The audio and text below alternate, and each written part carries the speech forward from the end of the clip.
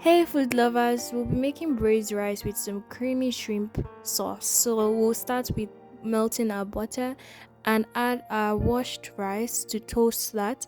Once it's toasted for like 5 minutes, we're going to go ahead and add in our water and cover this to cook for a while until it's about 80% done.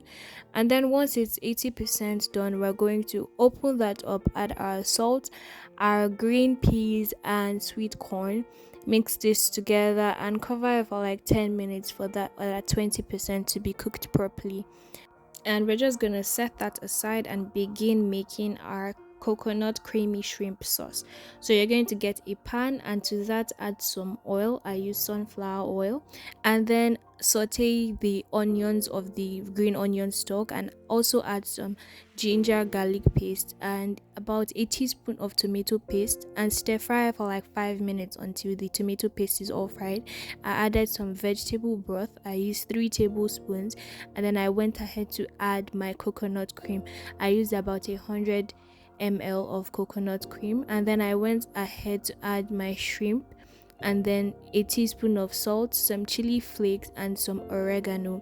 Mix this all together and cover it to cook so the shrimp can get all the flavor from the spices. And then I open this after about 10 minutes tops, and then I'm going to add my carrots and bell peppers, let this steam for about 2 minutes, and then finally I'm going to go ahead and add my green onions once that is steamed together.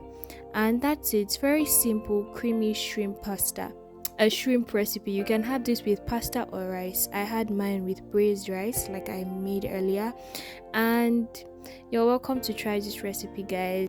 You can add cheese to yours if you'd like, but I didn't have any cheese, so I skipped it, and this tasted really amazing.